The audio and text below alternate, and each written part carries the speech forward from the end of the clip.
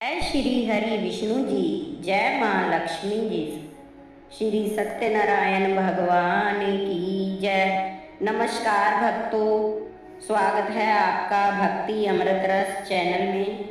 सावन मास की पावन पूर्णिमा के अवसर पर आज के इस विशेष वीडियो में हम जानेंगे श्री सत्यनारायण भगवान के व्रत की सही तिथि, पूजा का शुभ मुहूर्त, पूजा विधि, पूजा सामग्री, व्रत कथा व पूजा का महत्व। तो भक्तों, भगवान श्री सत्यनारायण भगवान का ध्यान करते हुए इस पावन व्रत कथा को श्रद्धा और विश्वास के साथ सुनिए।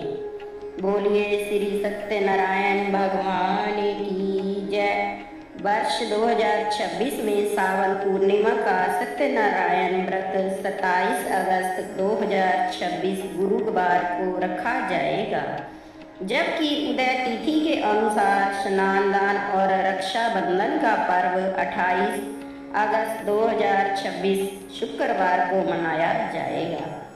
तिथि और शुभ मुहूर्त। वैदिक पंचांग के अनुसार इस वर्ष सावन शुक्ल पक्ष की पूर्णिमा तिथि इस प्रकार है। पूर्णिमा तिथि प्रारंभ 27 अगस्त 2026 को सुबह 9:09 पर शुरू होगी। पूर्णिमा तिथि समाप्त 28 अगस्त 2026 को सुबह 9:47 तक रहेगी। सत्यनारायण पूजा का समय। भगवान सत्यनारायण की पूजा के लिए शाम का समय उत्तम माना जाता है। इसके अलावा आप 27 अगस्त को सुबह 11:52 से दोपहर 12:45 के बीच अभिजीत मुहूर्त में भी पूजा कर सकते हैं। पूजा विधि। पूर्णिमा के दिन सुबह जल्दी उठकर स्नान करें और स्वच्छ पीले या सफ़ेद वस्त्र पहनें। एक साफ लकड़ी की चौकी पर पीला कपड़ा बिछाएं। उस पर भगवान विष्णु और माता लक्ष्मी जी की मूर्ति या प्रतिमा स्थापित करें। चौकी के पास एक तांबे या मिट्टी के कलश में जल भरकर रखें। उस पर नारियल रखें। भगवान को गंगा जल से स्नान कराएं। इसके बाद रोली, कुमकुम और पीले चंदन से तिलक करें। सत्यनारायण भगवान को गेहूं के आटे को भूनकर बनाई गई पंजीरी, शक्कर और केले के टुकड़े मिश्रित करके और पंचामृत, दूध, दही, घी, शहद और चीनी को मिलाकर बनाने के बाद इसका भोग लगाएं।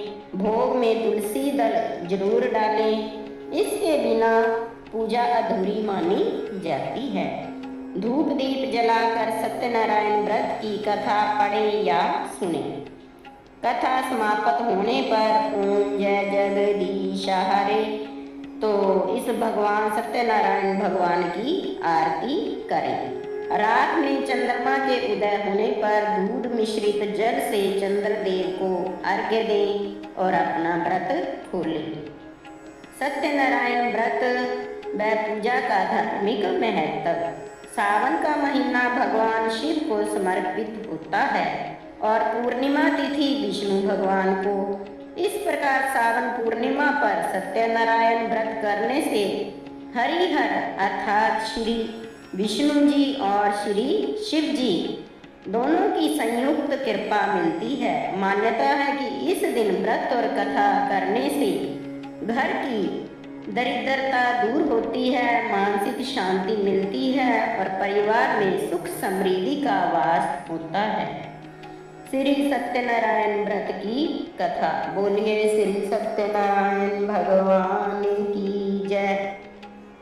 एक समय की बात है, नैशिरण्य तीर्थ में शौनक आदि 88,000 ऋषियों ने श्री सूत जी से पूछा, हे प्रभु, इस कलयुग में वेद विद्या रहित मनुष्यों को प्रभु भक्ति किस प्रकार मिल सकती है तथा उनका उद्धार कैसे होगा? हे मुनि श्रेष्ठ, ऐसा कोई तप बताइए जिससे थोड़े समय में ही पुण्य मिले और मनवांछित फल भी मिल जाए। इस प्रकार की कथा सुनने की हम इच्छा रखते हैं।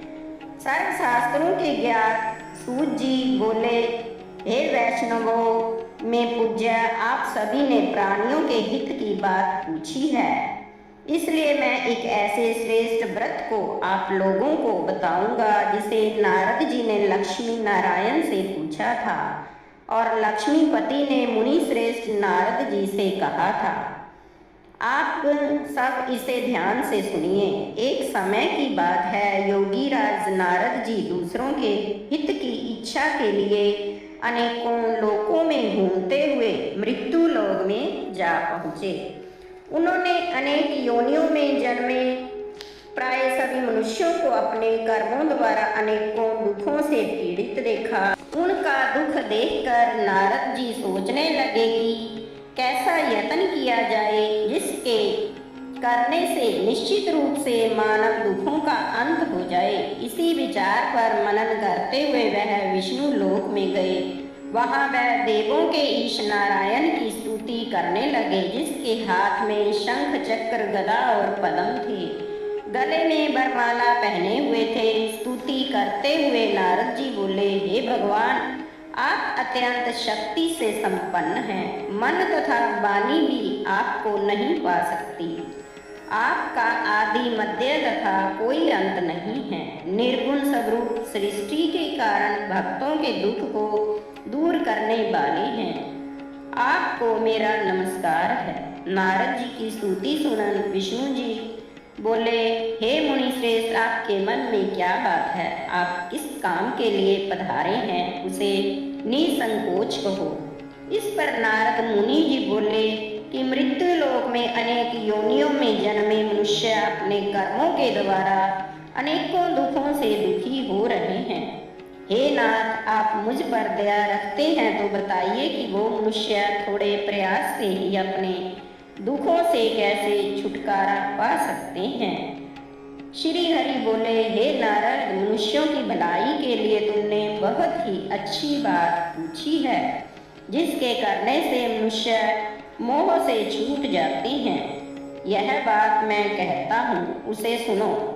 स्वर्ग लोक व मृत्यु लोक दोनों में एक दुर्लभ उत्तम व्रत है जो पुण्य देने वाला है। आज प्रेमवश होकर मैं उसे तुमसे कहता हूँ। श्री सत्यनारायण का यह व्रत अच्छी तरह विधि पूर्वक करके मनुष्य तुरंत ही यहाँ सुख भोग कर मरने पर मोक्ष पाता है। श्री हरि के वचन सुनकर नारद जी बोले, उस व्रत का फल क्या है और उसका विधि विधान क्या है? इस व्रत को किस दिन करना चाहिए? सभी कुछ विस्तार से बताइए। नारद की बात सुनकर श्री हरि बोले, दुख व शोक को दूर करने वाला यह सभी स्थानों पर विजय दिलाने वाला है। मानव को भक्ति व श्रद्धा के साथ शाम को श्री सत्यनारायण भगवान की पूजा धर्म परायण होकर ब्राह्मणों व बंधुओं के साथ करनी चाहिए। भक्ति भाव से ही नैवेद्य, केले का फल, चरनामत, पंजीरी, घी, दूध और गेहूं का आटा सवाया ले। गेहूं के स्थान पर आप साठी का आटा, शक्कर तथा गुड़ लेकर वह सभी भक्षण योग्य सभी पदार्थों को मिलाकर भगवान का भोग लगाएं। ब्राह्मणों सहित बंधु बांधवों को भी भोजन कराएं। उसके बाद स्वयं भोजन करें। भजन कीर्तन के साथ भगवान की भक्ति में लीन हो जाएं। इस तरह से सत्यनारायण भगवान का यह व्रत करने पर मनुष्य की सारी इच्छाएं निश्चित रूप से पूरी होती हैं। इस कली काल अर्थात कलयुग में मृत्यु लोक में मोक्ष का यही एक सरल उपाय बताया गया है। श्री सत्यनारायण व्रत कथा का पहला अध्याय संपूर्ण। बोलिए श्री सत्यनारायण भगवान की जय। सत्यनारायण भगवान की व्रत कथा का दूसरा अध्याय। सूत जी बोले, हे ऋषियों, जिसने पहले समय में इस व्रत को किया था उसका इतिहास कहता हूँ, ध्यान से सुनो। सुंदर काशीपुरी नगरी में एक अत्यंत निर्धन ब्राह्मण रहता था। भूख प्यास से परेशान वह धरती पर घूमता रहता था। ब्राह्मणों से प्रेम करने वाले भगवान ने एक दिन ब्राह्मण का वेश धारण कर उसके पास जाकर पूछा, हे विप्र, नित्य दुखी होकर तुम पृथ्वी पर क्यों घूमते हो? दीन ब्राह्मण बोला, मैं निर्धन ब्राह्मण हूँ, भिक्षा के लिए धरती पर घूमता हूँ। हे भगवान, यदि आप इसका कोई उपाय जानते हैं तो बताइए। वृद्ध ब्राह्मण कहता है कि सत्यनारायण भगवान मनोवांछित फल देने वाले हैं, इसलिए तुम उनका पूजन करो। इसे करने से मनुष्य सभी दुखों से मुक्त हो जाता है। वृद्ध ब्राह्मण बनकर एक सत्यनारायण भगवान उस निर्धन ब्राह्मण को व्रत का सारा विधि विधान बताकर अंतर्ध्यान हो गए। ब्राह्मण मन ही मन सोचने लगा कि जिस व्रत को वृद्ध ब्राह्मण करने को कह गया है, मैं उसे जरूर करूँगा। यह निश्चय करने के बाद उसे रात में नींद नहीं आई। वह सवेरे उठकर सत्यनारायण भगवान के व्रत का निश्चय कर भिक्षा के लिए चला गया। उस दिन निर्धन ब्राह्मण को भिक्षा में बहुत धन मिला, जिससे उसने बंधु बांधवों के साथ मिलकर श्री सत्यनारायण भगवान का व्रत संपन्न किया। भगवान सत्यनारायण का व्रत संपन्न करने के बाद वह निर्धन ब्राह्मण सभी दुखों से छूट गया और अनेक प्रकार की संपत्तियों से युक्त हो गया। उसी समय से यह हर माह इस व्रत को करने लगा। इस तरह से सत्यनारायण भगवान के व्रत को जो मनुष्य करेगा वह सभी प्रकार के पापों से छूटकर मोक्ष को प्राप्त होगा। जो मनुष्य इस व्रत को करेगा वह भी सभी दुखों से मुक्त हो जाएगा। सूत जी बोले, इस तरह से नारद जी ने नारायण जी से कहा हुआ यह सत्यनारायण व्रत को मैंने तुमसे कहा है।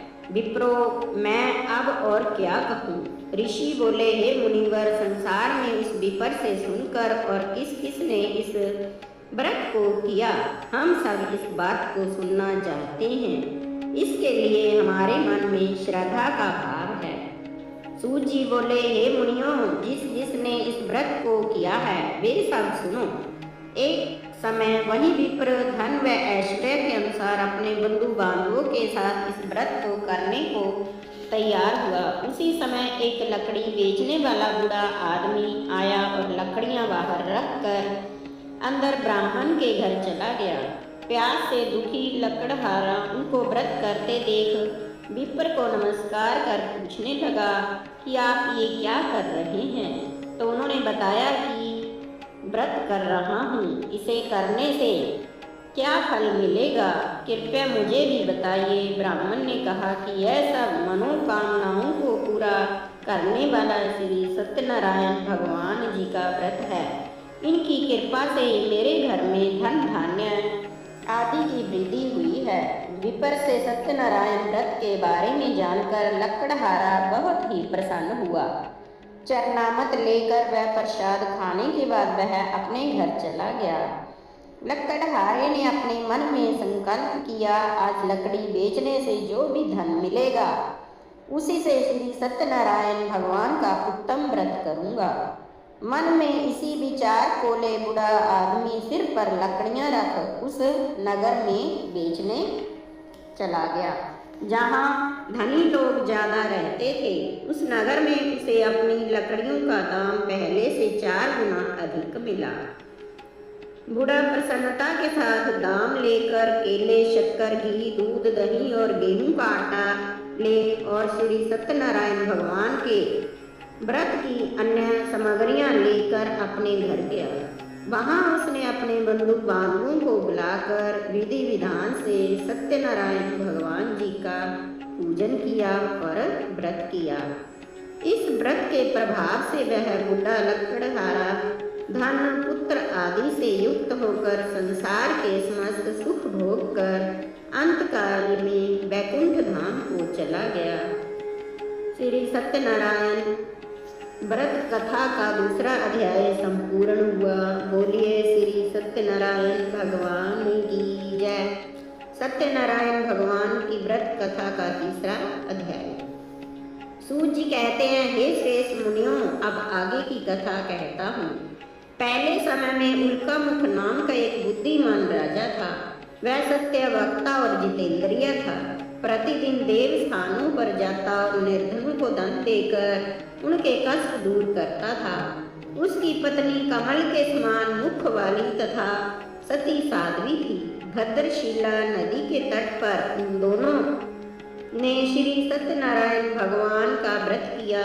उसी समय साधु नाम का एक वैश्य आया। उसके पास व्यापार करने के लिए बहुत सा धन भी था। राजा को व्रत करते देख वह विनय के साथ पूछने लगा, हे राजन, भक्ति भाव से पूर्ण होकर आप ये क्या कर रहे हैं? मैं सुनने की इच्छा रखता हूँ, तो आप मुझे बताइए। राजा बोला, हे साधु, अपने बंधु बांधवों के साथ पुत्र आदि की प्राप्ति के लिए महाशक्तिवान श्री सत्यनारायण भगवान का व्रत व पूजन कर रहा हूँ।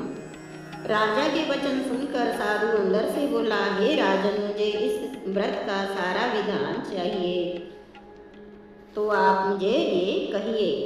आपके कथानुसार मैं भी इस व्रत को करूँगा। मेरी भी संतान नहीं है और इस व्रत को करने से निश्चित रूप से मुझे संतान की प्राप्ति होगी। राजा से व्रत का सारा विधान सुन व्यापार से निवृत्त हो वह अपने घर गया। साधु वैश्य ने अपनी पत्नी को संतान देने वाले इस व्रत का वर्णन कह सुनाया और कहा कि जब मेरी संतान होगी तब मैं इस व्रत को करूँगा।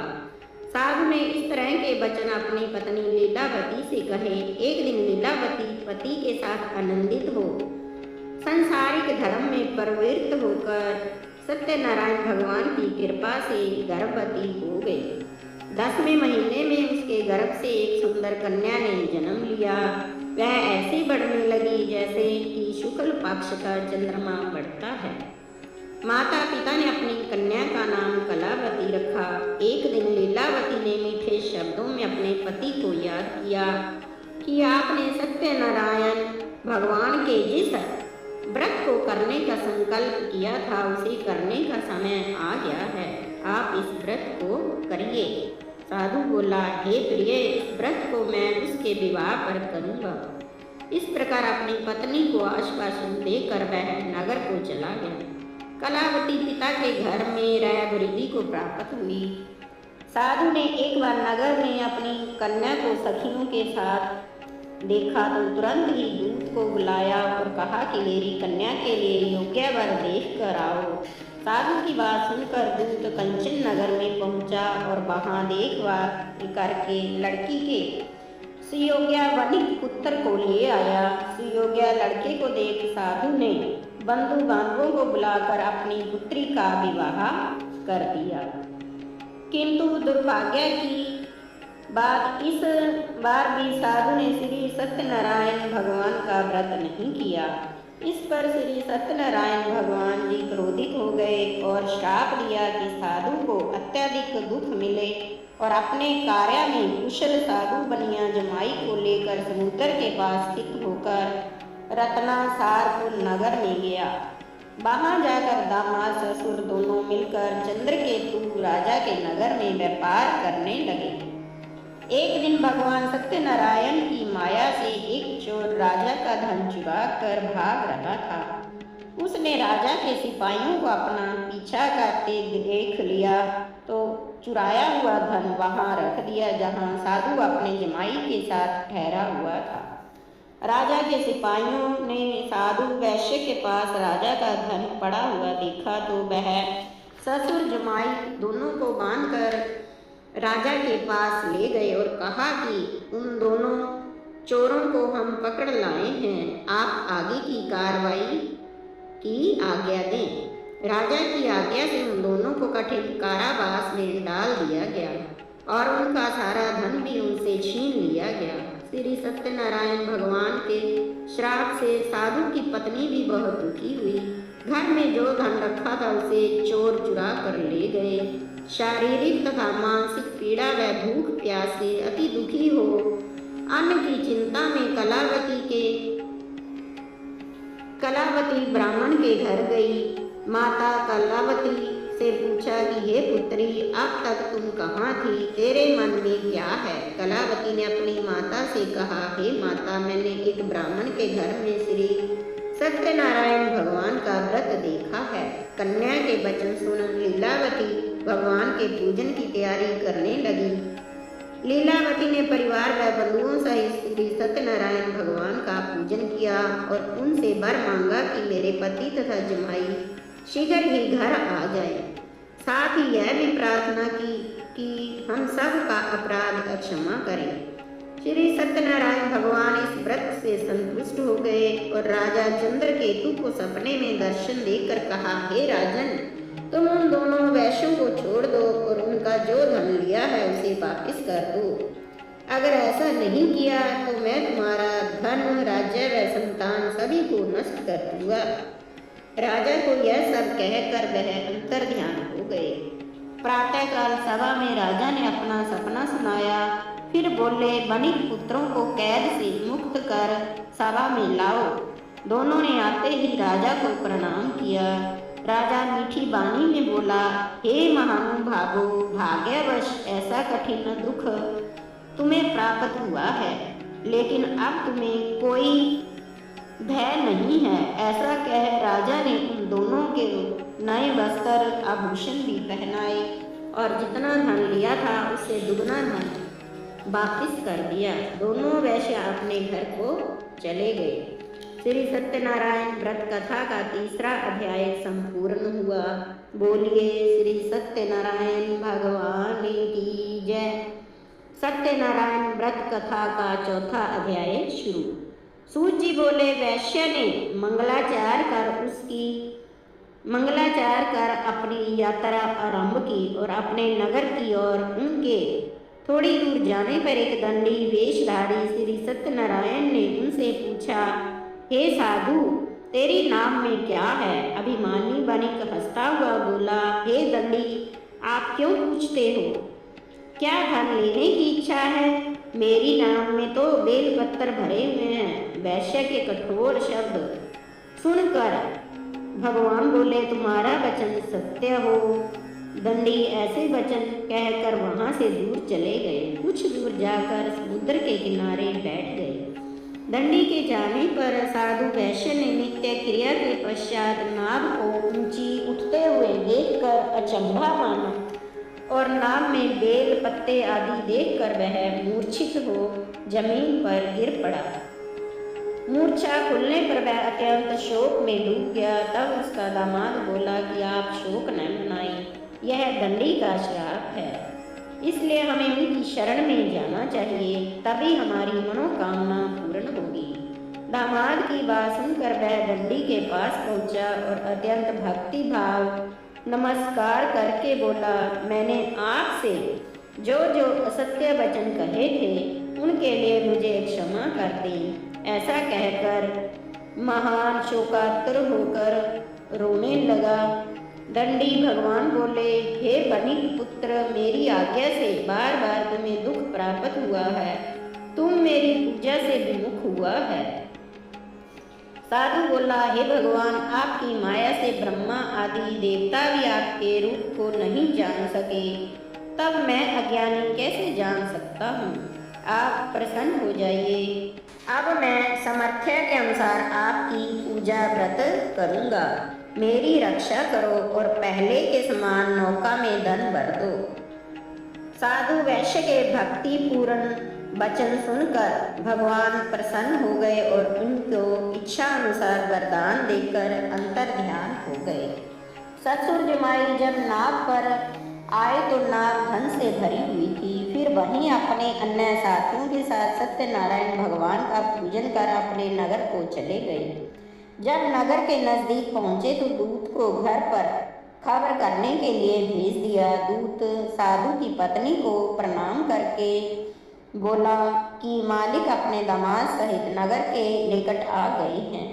दूत की बात सुनकर साधु की पत्नी लीलावती ने बड़े हर्ष के साथ श्री सत्यनारायण भगवान का पूजन कर अपनी पुत्री कलावती से कहा कि मैं अपने पति के दर्शन को जाती हूँ, तुम कार्य पूर्ण कर शीघ्र आ जाना। माता के ऐसे वचन सुन कलावती जल्दी में प्रसाद छोड़कर पति के पास चली गई। प्रसाद की अवज्ञा के कारण श्री सत्यनारायण भगवान जी रुष्ट हो गए और नाग सहित उसके पति को पानी में डुबो दिया। कलावती अपने पति को वहां न पाकर रोती हुई जमीन पर गिर पड़ी। नौका को डूबा हुआ देख, कन्या को रोता हुआ देख साधु दुखी होकर बोला, हे प्रभु, मुझसे या मेरे परिवार से जो भूल हुई है उसे क्षमा करें।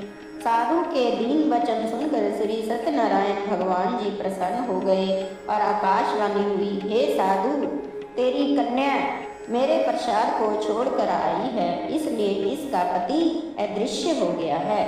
यदि वह घर जाकर प्रसाद खाकर लौटती है तो इसे इसका पति अवश्य मिलेगा।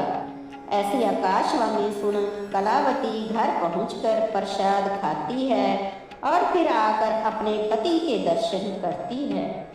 उसके बाद साधु अपने बंधु बांधवों सहित श्री सत्यनारायण भगवान का विधि विधान से पूजन करता है। इस लोक का सुख भोग वह अंत में स्वर्ग लोक को चला जाता है। श्री सत्यनारायण व्रत कथा का चौथा अध्याय संपूर्ण हुआ। बोलिए श्री सत्यनारायण भगवान की जय। सत्यनारायण भगवान व्रत कथा का 5वां अध्याय। सूत जी बोले, हे ऋषियों, मैं और भी एक कथा सुनाता हूँ, उसे भी ध्यान पूर्वक सुनो। प्रजा पालन में लीन तुंगध्वज नाम का एक राजा था। उसने भी भगवान का प्रसाद त्याग कर बहुत ही दुख सहन किया। एक बार वन में जाकर वन्य पशुओं को मारकर वह बढ़ के नीचे आ गया। वहां उसने ग्वालों को भक्ति भाव से अपने बंधु बांधवों से सत्यनारायण भगवान का पूजन करते हुए देखा। अभिमानवश राजा ने उन्हें देखकर भी पूजा स्थान में नहीं गया और ना ही उसने भगवान को नमस्कार किया। ग्वालों ने राजा को प्रसाद दिया, लेकिन उसने वह प्रसाद भी नहीं खाया और प्रसाद को वहीं छोड़कर वह अपने नगर को चला गया। जब वह नगर में पहुंचा तो वहां सब कुछ तहस नहस हुआ पाया, तो वह शीघ्र ही समझ गया कि यह सब भगवान ने ही किया है। वह दोबारा ग्वालों के पास पहुंचा और विधि पूर्वक पूजा करके प्रसाद खाया तो सत्यनारायण भगवान की कृपा से सब कुछ पहले जैसा हो गया। दीर्घ काल तक सुख भोगने के बाद मरणोपरांत उसे स्वर्ग लोक की प्राप्ति हुई। जो मनुष्य परम दुर्लभ इस व्रत को करेगा तो भगवान सत्यनारायण की अनुकंपा से उसे धन धान्य की प्राप्ति होगी, निर्धन धनी हो जाता है और भय मुक्त हो जीवन जीता है। संतानहीन मनुष्यों को संतान सुख मिलता है और सारे मनोरथ पूरे होने पर मानव अंत काल में वैकुंठ धाम को चला जाता है। सूत जी बोले, जिन्होंने पहले इस व्रत को किया है अब उनके दूसरे जन्म की कथा कहता हूँ। वृद्ध शतानंद ब्राह्मण ने सुदामा का जन्म लेकर मोक्ष की प्राप्ति की। लकड़हारे ने अगले जन्म में निषाद बनकर मोक्ष प्राप्त किया। उल्कामुख नाम का राजा दशरथ होकर वैकुंठ हो गए। साधु नाम के वैश्य ने मोर ध्वज बनकर अपने पुत्र को आरे से चीर कर मोक्ष पाया। महाराज तुंगध्वज ने स्वयं होकर भगवान में भक्ति युक्त हो कर्म कर मोक्ष पाया। श्री सत्यनारायण व्रत कथा का 5वां अध्याय संपूर्ण हुआ। बोलिए श्री सत्यनारायण भगवान की जय। तो दोस्तों, उम्मीद है आपने श्रद्धा पूर्वक सावन पूर्णिमा की श्री सत्यनारायण व्रत की पावन कथा सुनी होगी। श्री सत्यनारायण भगवान सभी भक्तों के जीवन में सुख शांति समृद्धि और मंगल प्रदान करें। सभी के घर परिवार में प्रेम और खुशहाली बनी रहे। अगर आपको यह पावन कथा पसंद आई हो तो वीडियो को लाइक करें, अपने परिवार और प्रियजनों के साथ शेयर जरूर करें और भक्ति अमृत रस चैनल को सब्सक्राइब जरूर करें। कमेंट में श्रद्धा से लिखें, जय श्री हरि विष्णु जी। हरि ओम तत्सत। श्री सत्यनारायण भगवान की जय। जय माँ लक्ष्मी। जय श्री हरि विष्णु।